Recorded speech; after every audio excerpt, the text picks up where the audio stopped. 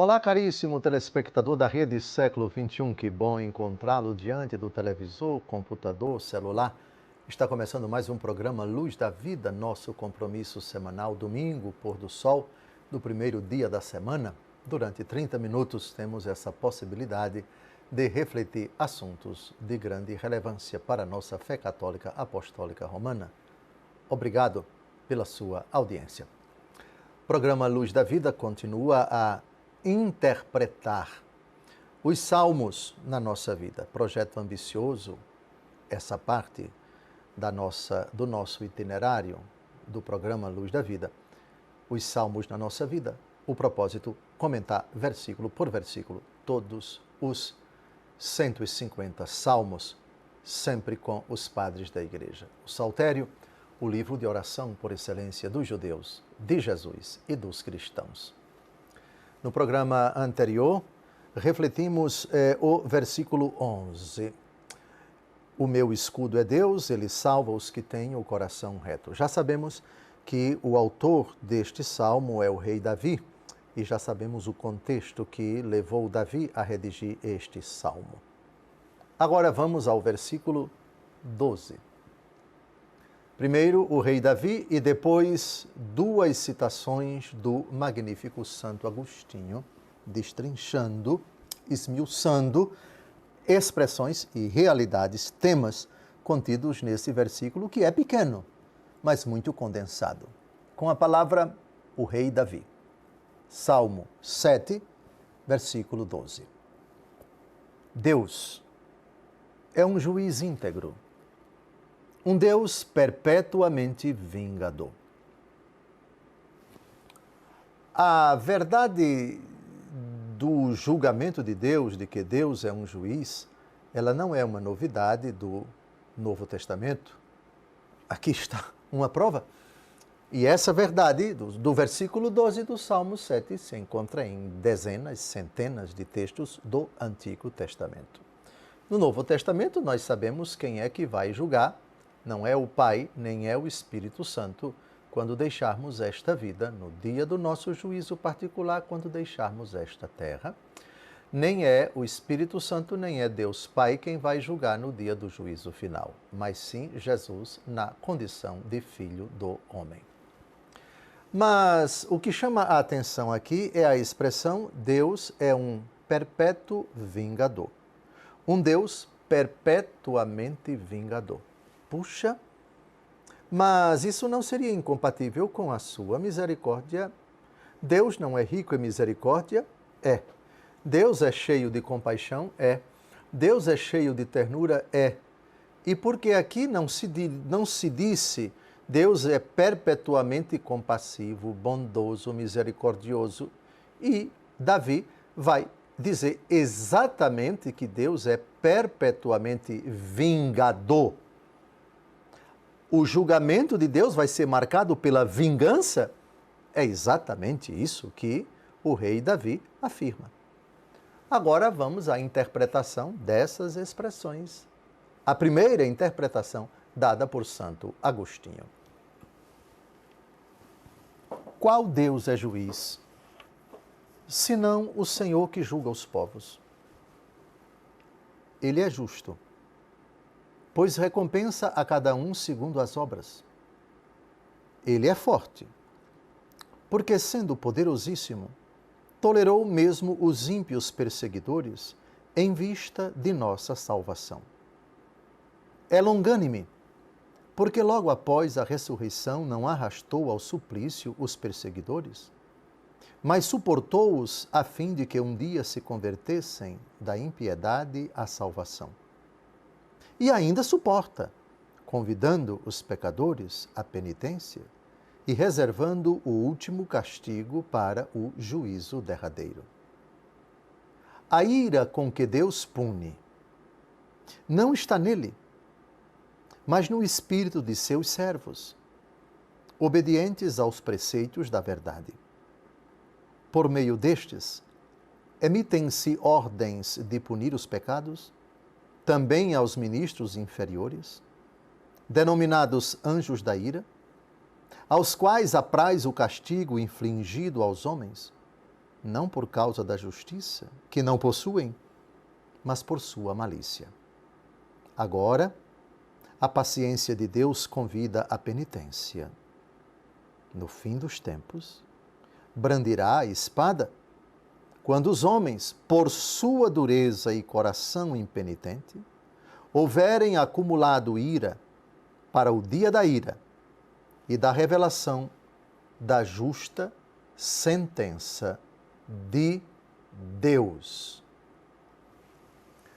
Há uma frase, um versículo da carta aos Romanos, no capítulo 1, que me agrada muito citar, porque no meu entendimento ela explica bem contra o que na vida do pecador se acende a ira de Deus. É Romanos, capítulo 1, versículo 18. O texto diz assim: a ira de Deus se acende do alto do céu contra toda a impiedade e perversidade dos homens. Deus é perpetuamente vingador.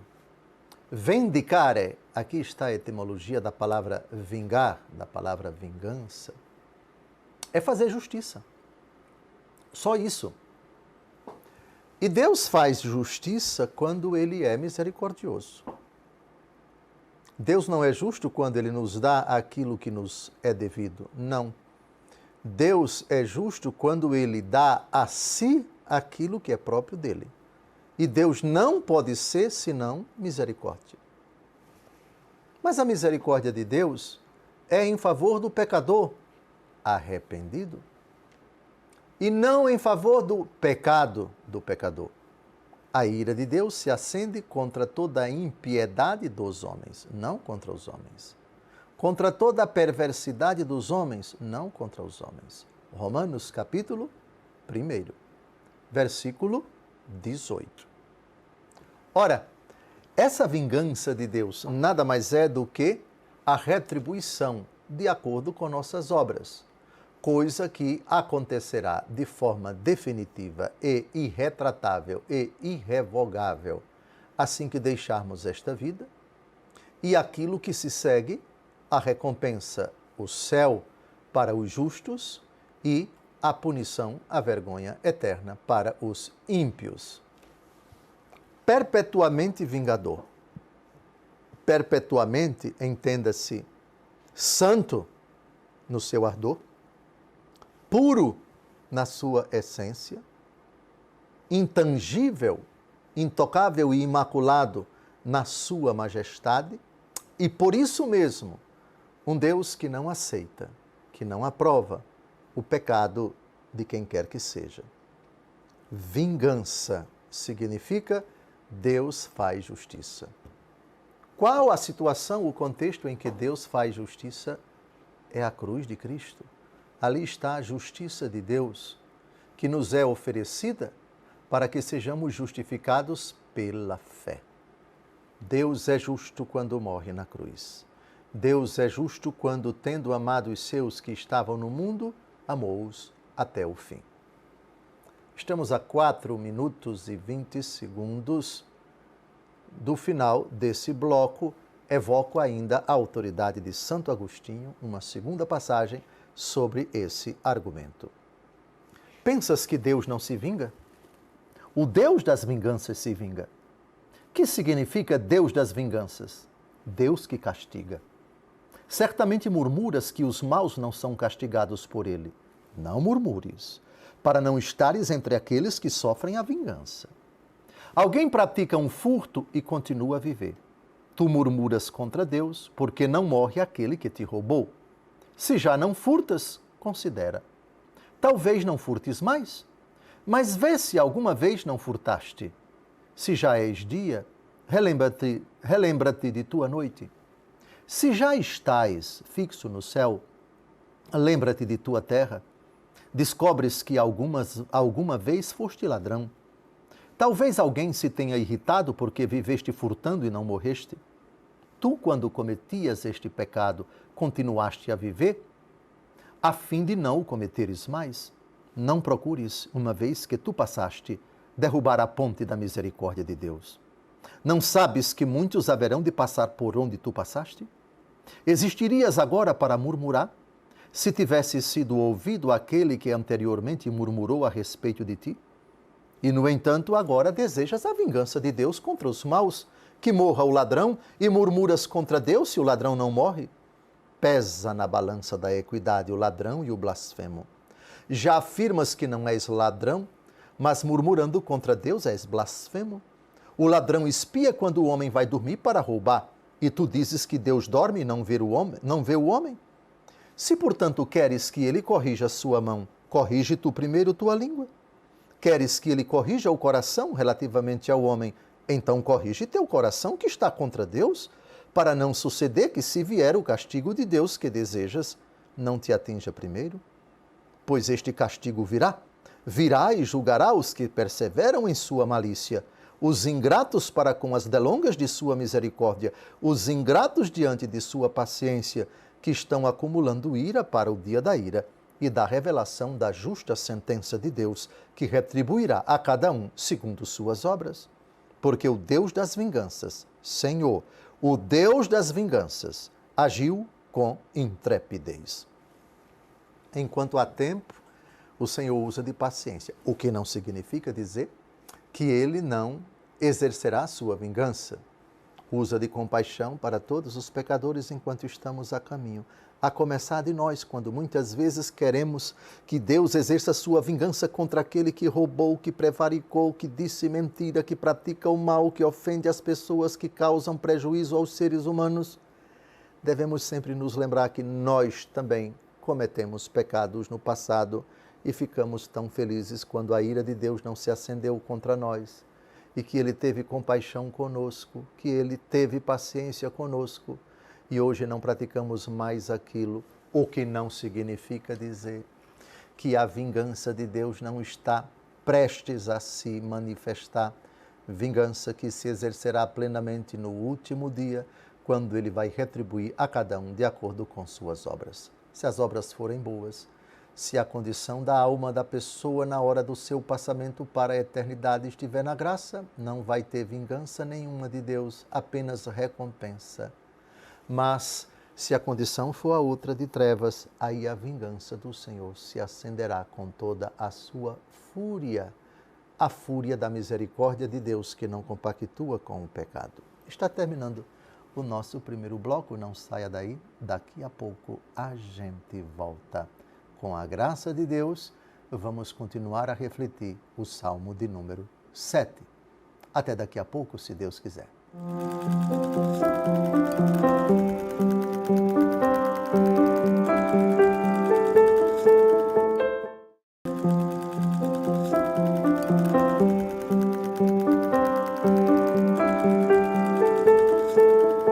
Olá, caríssimo telespectador da Rede Século XXI, obrigado por ter permanecido conosco depois desse breve intervalo.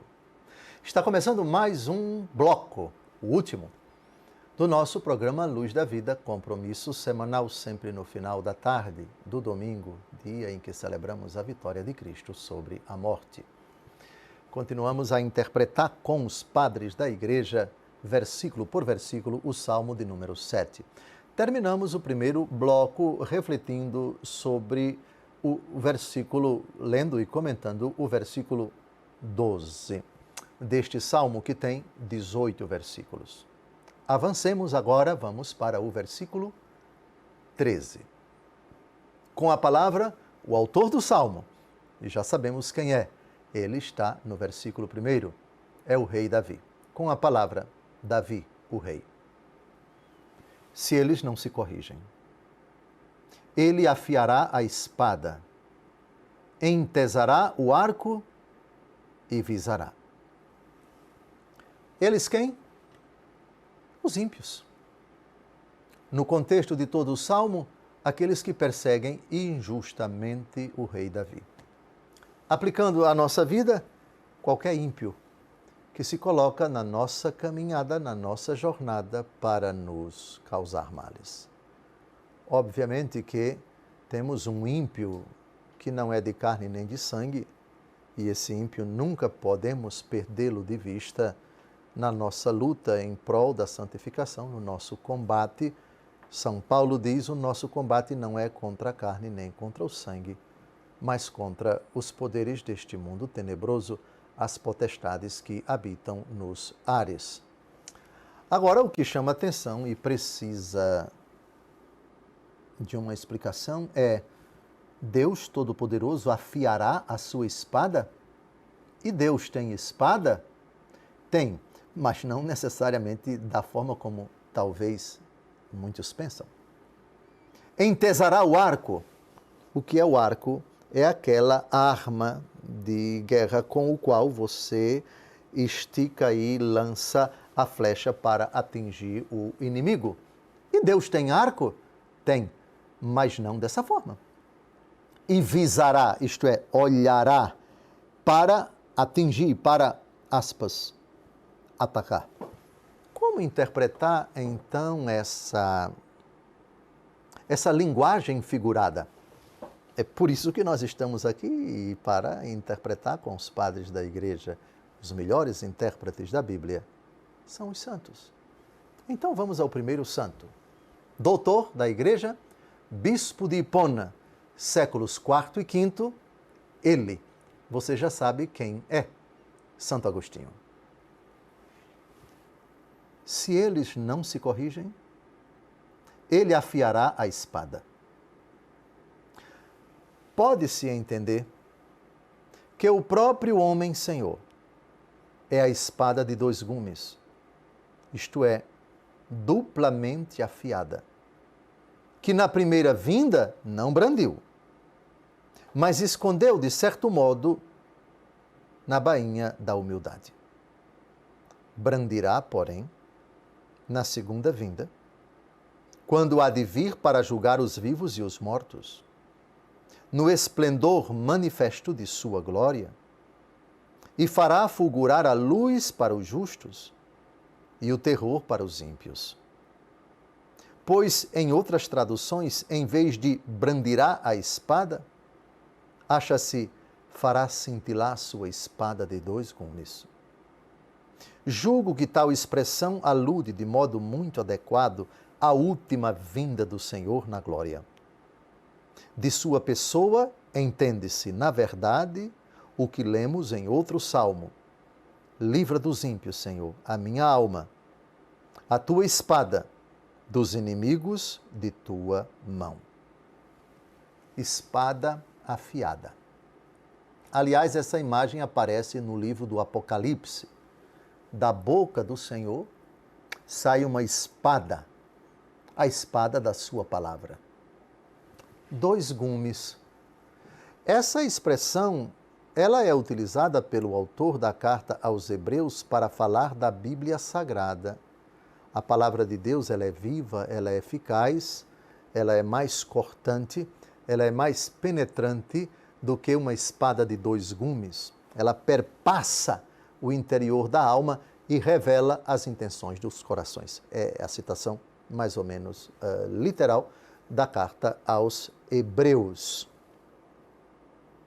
Mas aqui Santo Agostinho interpreta esses dois gumes como a primeira vinda de Cristo, humilde, pobre, indefeso, que se cala diante da resistência dos homens, da fúria dos homens, do ódio dos homens, não resiste, não se vinga. E o outro lado da espada, quando ele vier com poder e glória. Oh, que espada afiada! Aparentemente, duas coisas completamente incompatíveis. O Deus Todo-Poderoso que não julga, que não condena. Eu não vim para condenar o mundo, mas para que o mundo seja salvo por ele. É o tempo da paciência de Deus para conosco, é o tempo da mansidão de Deus. Aprendei de mim que sou manso e humilde de coração. Mas temos o reverso da medalha. Mas temos o outro lado da moeda, ou se nós quisermos, o outro gume da espada. O poder com que ele virá. a onipotência com que ele se manifestará. E virá, não como advogado, mas como juiz. Se eles não se corrigem, ele afiará a espada. Quanto tempo nós temos para nos corrigirmos? Quanto tempo a humanidade tem para a conversão? Convertei-vos e crede no Evangelho. O tempo é breve, eis que eu venho em breve. Assim termina a Escritura. É a frase de nosso Senhor Jesus Cristo inúmeras vezes no livro do Apocalipse. Eis que eu venho em breve. Maranata é a resposta da igreja, vem Senhor Jesus. Quanto tempo? Até o derradeiro instante de nossa vida.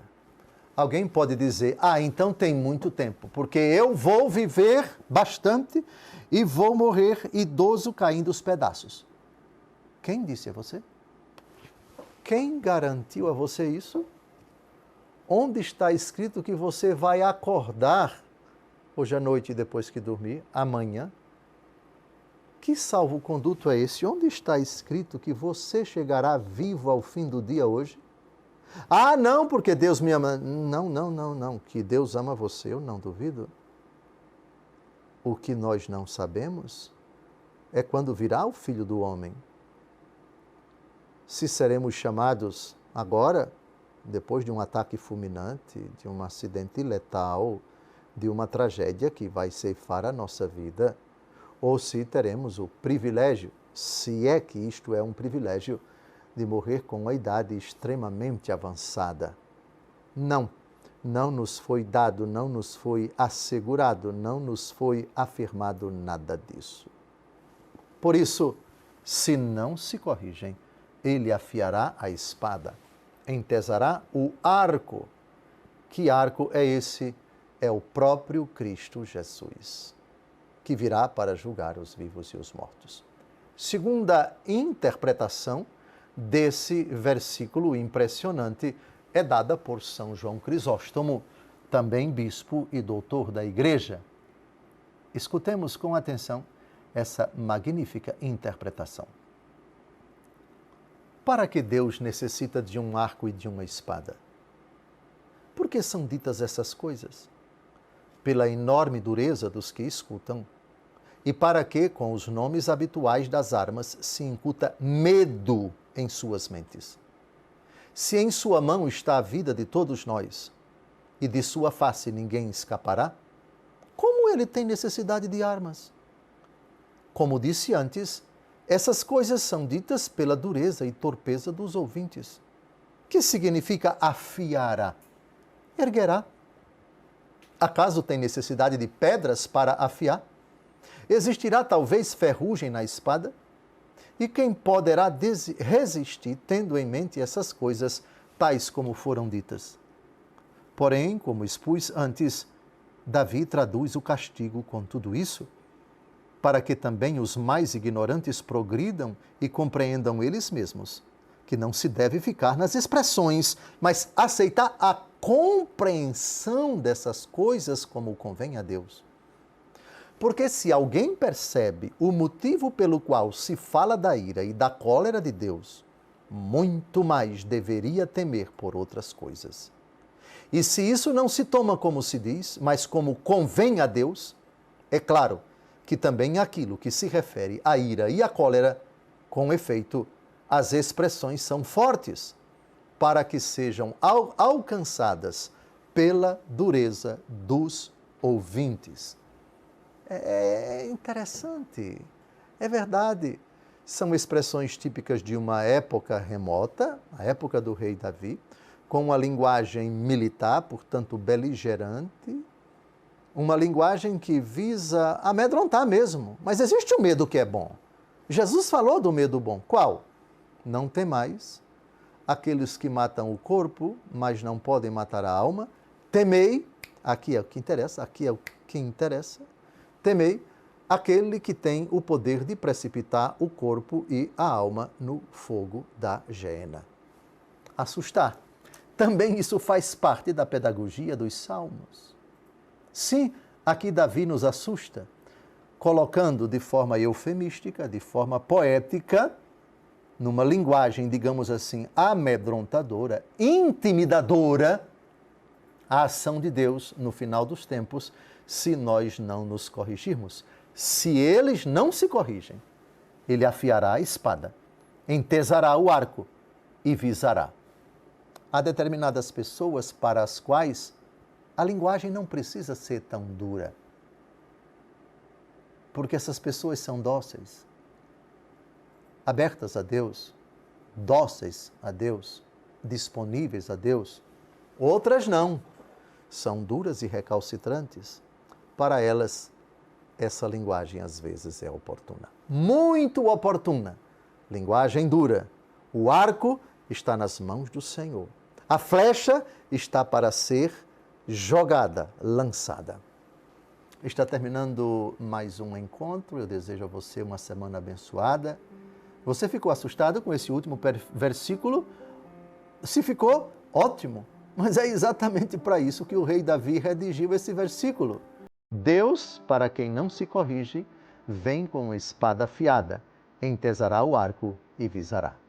Até o próximo domingo, se Deus quiser, e desejo a você uma semana de um susto salutar.